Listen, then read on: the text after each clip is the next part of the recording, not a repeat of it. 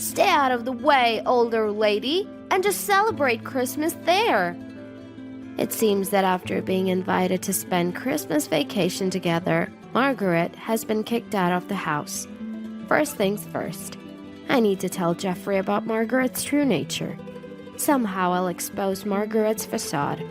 I refuse to be family with someone like her. I am Michelle, 72 years old, living with my son Jeffrey. That's because Jeffrey is nearing 40, still single, and my husband passed away 3 years ago. Jeffrey used to live alone, but he moved back home when he changed jobs, and it was closer to his workplace. Our current house is a single story, which might look new at a glance, but was actually remodeled a while ago. It used to be a nearly broken down place, but we remodeled it on my husband's insistence due to years of deterioration and poor fittings. As a result, the remodeled house has become comfortable and clean. From his perspective, my husband seemed like a family-loving man who decided to remodel for our comfort. But in reality, it wasn't so, and he was a source of long-term trouble. He was a traditional, stubborn man outside, but free-spirited. At home, he acted as if he was the center, imposing his rules and would berate me if I deviated slightly from what he wanted. His favorite phrase was, "Who do you think provides the food here?" However, he was out playing poker, horse racing, and casinos, leaving us barely enough to live on. Still, he acted arrogantly in front of me and Jeffrey. He would cancel family outings for poker or miss school events, not just once or twice. I could have divorced him and raised Jeffrey alone, but I refused to be defeated and stayed until the end. Jeffrey, too, endured silently in front of his father, never showing tears. My husband left us with a small inheritance, this remodeled house, and most importantly, my dear Jeffrey, when he passed away from illness. For me, having my beloved son means I'm not lonely. Jeffrey, unlike his father, has always been kind from a young age. He's selflessly caring and can't ignore someone in trouble, but he's also self-sacrificing, hesitant to express his opinions, and tends to be swayed by others. "I'll never be like my father." He has often put himself in difficult situations to help others. He once lent his notes to a classmate, never got them back, and his test results suffered. Despite wanting to join a club he liked, he ended up in one he wasn't interested in because a friend asked him. "My friend said he wouldn't know anyone else in the club, so he asked me to join with him." Despite his selfless nature, I worry his excessive kindness might lead him into trouble someday. His current workplace has a good environment, but it's mostly male, with little talk about women. Now that my husband is gone, I'd be alone if Jeffrey marries, though it would be lonely. I hoped he would meet a wonderful woman and start a family. Then one day, Jeffrey made a sudden confession. "I've promised to marry someone. I want her to meet you, Mom." I was overjoyed, almost jumping up. Jeffrey, nearing 40, working among men, commuting between work and home, living with his mother. He's not the most sought-after type. That a woman wants to marry him is such a joy. If things go smoothly and Jeffrey marries her, he will of course leave my side.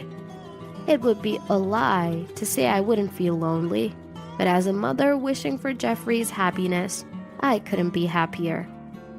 If you've chosen her, I definitely want to meet her. What's she like? She's a hard-working woman. I met her at a party a senior took me to 6 months ago. She has the strength and resilience to overcome tough times, which made me think we could build a home together. That's why I want to introduce her to you, Mom." Jeffrey's eyes sparkled as he spoke, a look I had never seen before. If Jeffrey speaks of a woman with such eyes, she must be a wonderful lady. I was looking forward to meeting the woman Jeffrey confidently chose. Then, on the promised day, Jeffrey brought his girlfriend home. Mom, this is Margaret, the woman I've been dating and considering marrying. However, the woman Jeffrey brought neither introduced herself nor nodded in greeting, just stood there silently. At first glance, she seemed haughty and cold. Honestly, she wasn't the type I imagined Jeffrey would fall for. She continued to ignore everything as if nothing happened, barely greeting and just surveyed the house. She sipped the tea I offered with disgust, wiping everything she touched with disinfectant wipes, a series of odd behaviors. At the very least, it's clear these aren't actions one should take on a first meeting with the future mother-in-law. Having only Jeffrey, I secretly dreamed of doting on my daughter-in-law like my own child, but that dream seemed to shatter in an instant. Frankly, I felt uncomfortable in such a short time and didn't want to get too close, even if she was Jeffrey's choice and a future daughter-in-law. It seemed she felt the same, as the days passed without any contact. After Margaret left, I confronted Jeffrey. You're dating Margaret and want to marry her, right? From today's encounter, I can't see her appeal. Margaret's shy around new people, but she's charming, strong, and kind, having overcome tough times. It turned out they met at a party hosted by a coworker. Margaret had been talking endlessly about her hardships and sorrows near Jeffrey.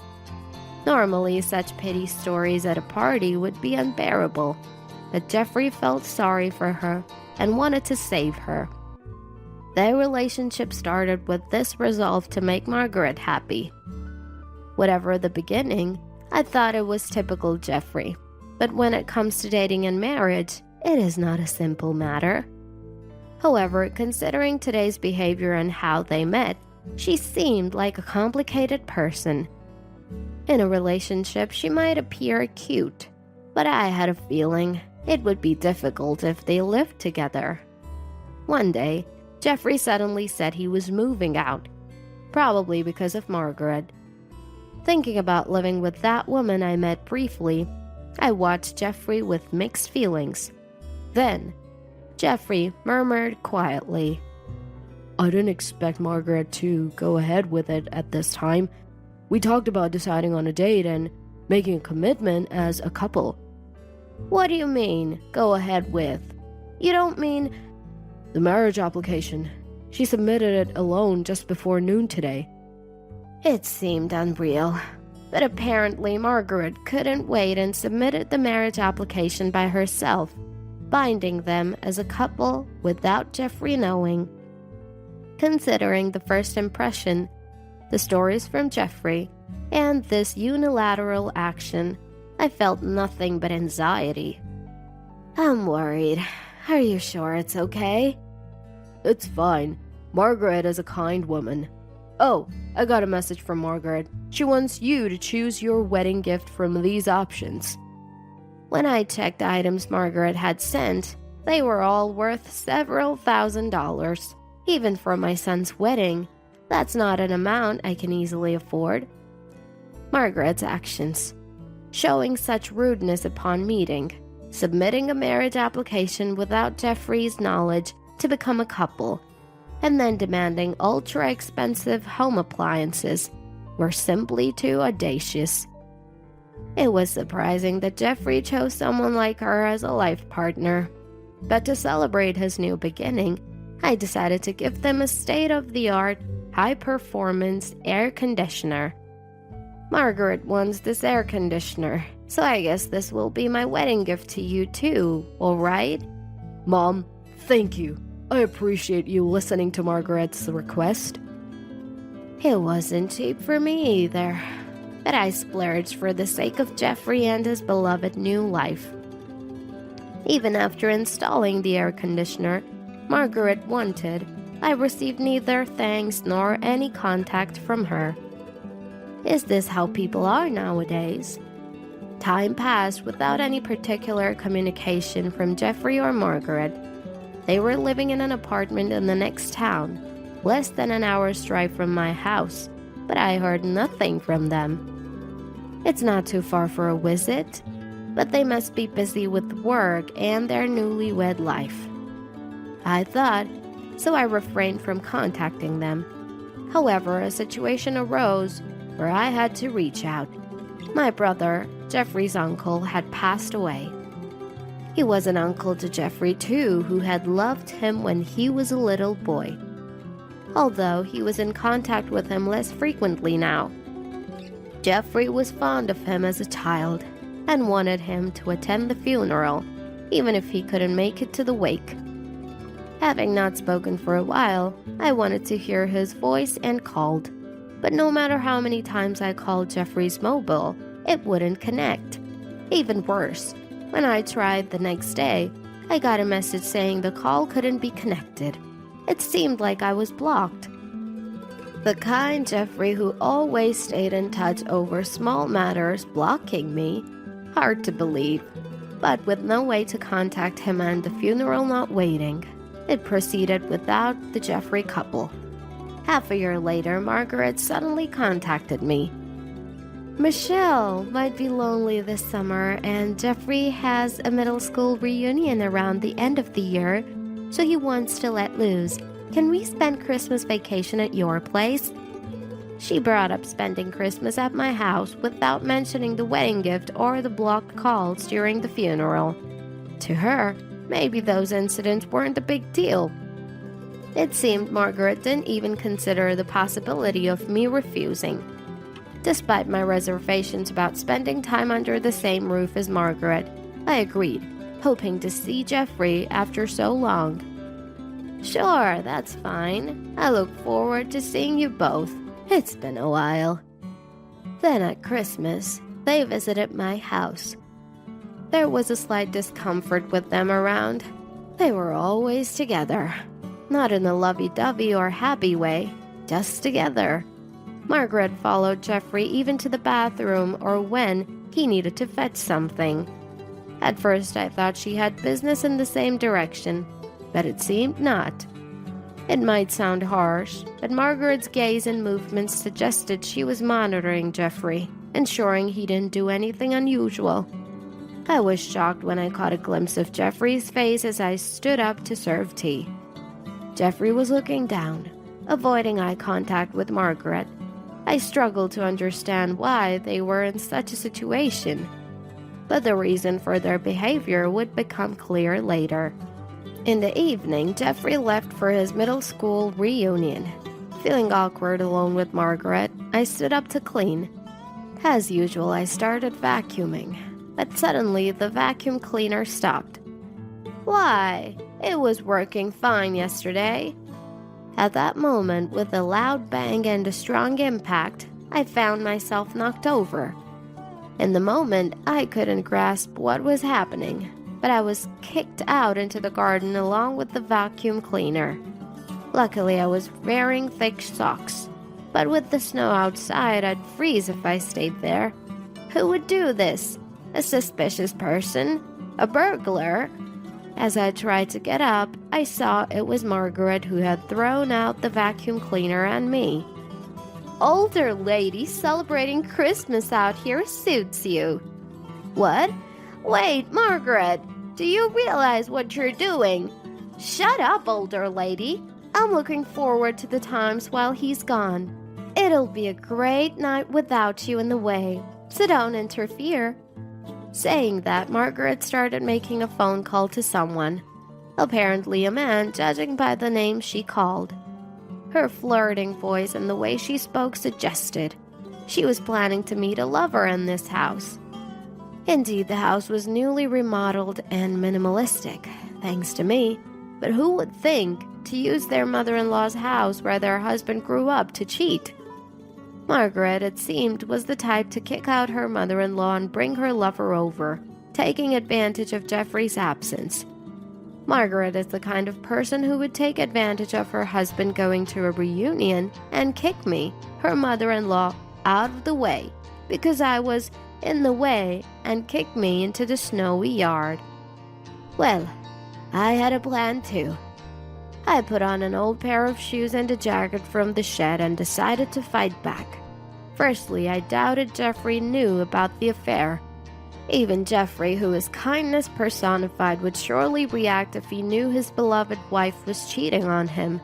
I needed to contact Jeffrey immediately and have him witness the affair about to happen in this house. But since my calls were blocked on Jeffrey's mobile, I needed a different approach. That's when I thought of Jeffrey's childhood friend. They had been close through college and often dined together even after graduating. The friend ran a delicatessen inherited from their parents in the local shopping district. I headed there, desperately hoping for some information. At the delicatessen, I found his parents, who said he might be at a reunion at a pub in the same shopping district. I rushed to the pub and luckily, I headed to the pub with the anecdote that it was a small pub and that Jeffrey would be easily recognizable if he was there. I caught Jeffrey running from a convenience store. Good timing. Margaret kicked me out of the house. She's planning to spend time with some man there. I heard her talking on the phone. Do you know anything about this? What? Margaret cheating? No way! Jeffrey immediately left the reunion and headed to my house. I wanted to go too, but he said it was too dangerous since we didn't know who the man was and asked me to stay away. I hid in a nearby business hotel, leaving the matter between Jeffrey and his wife to him. The next day, when I returned home, I found Margaret beaten up in the garden, naked.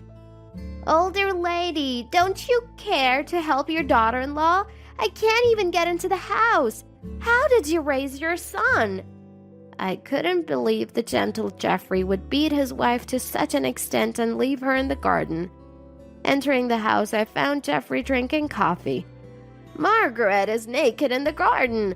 What happened? I don't know. She was arguing with a lover last night, so maybe that's it. She's going to be nothing to me now, so it's not my business. While I took refuge in the business hotel, Jeffrey had confronted Margaret and her lover at the scene of their affair. Thinking it might serve as evidence, he took photos of the lover's face and even recorded the encounter. I was impressed by his calmness in such a bizarre situation. From the recording, it seemed the lover, not expecting Jeffrey's return, lashed out at Margaret in anger. The recording also captured the lover stripping Margaret of her expensive-looking branded clothes, apparently intending to sell them. After the lover left, it was Jeffrey who stopped Margaret from re-entering the house. I think you understand from the recording, Margaret isn't repentant. She married me for money and convenience, and she keeps saying her lover is her number one priority. I have to step out for a bit, so I'll leave Margaret's matter to you, Mom. Leave it to me? What do you mean? I didn't want such a person in my house, so I didn't let her in. If Mom wants to let her in, I won't stop you. With that, Jeffrey left. As far as I was concerned, my daughter-in-law had been awful to me, and now she had gotten her just desserts. I felt no obligation to help her for no reason and decided to leave her as she was. Although Jeffrey's photos and recording gave me a good idea of the situation, I decided to check the security camera footage for a clearer picture. I was thankful I had installed the cameras after hearing about a burglary at a relative's house. Neither Margaret nor her lover seemed to realize their actions were being recorded in someone else's house, causing trouble. While examining the footage and photos, I noticed something familiar about the lover's unusual hat. As I was pondering this, the noise outside caught my attention, accompanied by the doorbell. When I opened the door, there was a police officer. It turned out Margaret had played the victim to the neighbors, leading to a report of an injured, naked woman in the garden. Sorry for the disturbance, officer. Margaret got involved in some trouble, but neither Jeffrey nor I saw her get injured. We have security cameras, so we can explain what kind of trouble it was. I shared the events of the previous night along with the evidence from the cameras and photos. The police seemed to understand that Jeffrey and I were not involved. However, they couldn't leave an injured naked woman in the garden in the middle of winter. Margaret was taken away in a police car. Suddenly, I remembered who the man in Jeffrey's photos of the lover was. Just then, Jeffrey returned. Mom, I'm back. I filed for divorce. Margaret and I are now complete strangers. Divorce? What do you mean? Margaret has been throwing tantrums when things don't go her way since we got married. I've tried to meet her expectations, but at some point she started using a pre-filled divorce form as a threat. Jeffrey, having fallen for Margaret, had tried to fulfill her wishes. But Margaret exploited his willingness, acting tyrannically. When things didn't go her way, she used the divorce form as leverage. Hearing this, I was at a loss for words. But then I remembered something and shared it with Jeffrey, who suddenly stood up with an idea, leading me to the police station where Margaret was being temporarily held. Waited for you, Jeffrey. I knew you'd come. You're my dear husband. Not heartless enough to ignore your wife in this state. What are you saying? We're strangers now. I just came to tell you something with Mom. Huh? What do you mean? A bad joke? I understand this older lady coming to apologize, but strangers? Margaret must have thought Jeffrey was coming to rescue his beloved wife and expected me to apologize for leaving her in the garden. I submitted the divorce papers with your section filled out, Margaret. We're no longer a couple.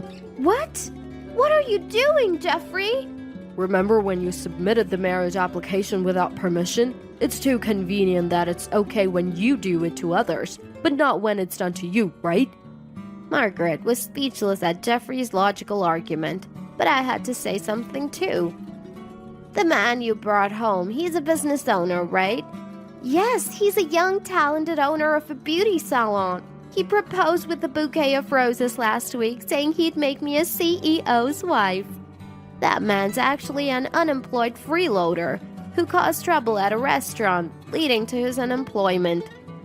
I often browse social media and reluctantly saw a story about someone causing a scene in a restaurant. I thought I had seen him somewhere before, but he was in the vortex of a topic that had recently come under fire by many people. I read that this guy was repeatedly getting in trouble for drinking straight from a pitcher of water, putting Tabasco in it, and other such nuisances. I read that he was recently fired from his part-time job. That's a lie. His profile had a long list of accomplishments. He wouldn't do such things. Well, regardless, my house has a lot of damage from his tantrum. I could file a report for the nuisance. Margaret, convinced she'd become a CEO's wife, was in for more shocks. In order to push Margaret to the edge, we decided to fold in even more. Also, one of your company's executives is a longtime friend of mine. What? You told my workplace about the affair? I didn't reveal the affair. I just discussed your relationship history with Jeffrey. Any problem with that? It's better not to do things you'd be embarrassed to be seen doing. Shocked by the cascade of revelations, Margaret turned pale.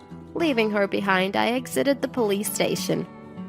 Later, Margaret's mistreatment of me and her affair led to her divorce becoming public at her workplace. She was a long-time employee due to a promotion, but her actions caused her to lose that opportunity. Her terrible behavior led to her being transferred to another region, where everyone knew about her worst ending due to her infidelity. Why is everyone avoiding me? I was just in a pure romance with the talented CEO. Are they jealous of me, who could have been a CEO's wife? Tell that friend of yours on the board to stop this stupid workplace bullying. You think you're being ostracized and bullied just because you're out of place after being transferred. That's a naive way of thinking. There's nothing I can do about it. Sorry. Eventually, Margaret had nowhere to belong at work and ended up resigning. And worse, she became homeless. How can you leave me, your ex-daughter-in-law, without a home in the winter? Isn't it heartless to have a woman shiver outside? What are you saying? Who kicked Mom out into the snow-covered garden? You're only thinking of yourself. Your words and actions don't match. The apartment where Jeffrey and Margaret lived was a company housing for married employees, so Margaret was evicted due to the divorce. Despite this, Margaret, not giving up, repeatedly harassed Jeffrey. You're there, aren't you? How can you not help your wife in trouble? Don't you have any kindness? You expect kindness from others while ignoring your own actions? But I guess explaining this is useless. Not satisfied with harassing Jeffrey, Margaret also came to my place, even following me to the supermarket. Can you leave your daughter-in-law in this situation? Would you do the same to your son? Your son abandoned his troubled wife. Abandoned? Troubled daughter-in-law? You brought this upon yourself. Remember your actions? I don't consider you a daughter-in-law. Each time the security system activated or bystanders called the police, making Margaret known as a troublemaker in town. Exhausted by her persistence, Jeffrey and I consulted the police and obtained a restraining order. Margaret, looking for a new target, started attending matchmaking parties, but with no money, job, or proper appearance, she was turned away at the door, becoming infamous as a party crasher. Finally, Margaret's assaults stopped and we live in peace. Mom, I was out of my mind back then. Margaret cut me off from home, screamed at me all day. I've finally come to my senses. I'm so sorry. Jeffrey and I are living together again. Whether Jeffrey remarries or stays with me, I'm happy as long as he shows true kindness to others.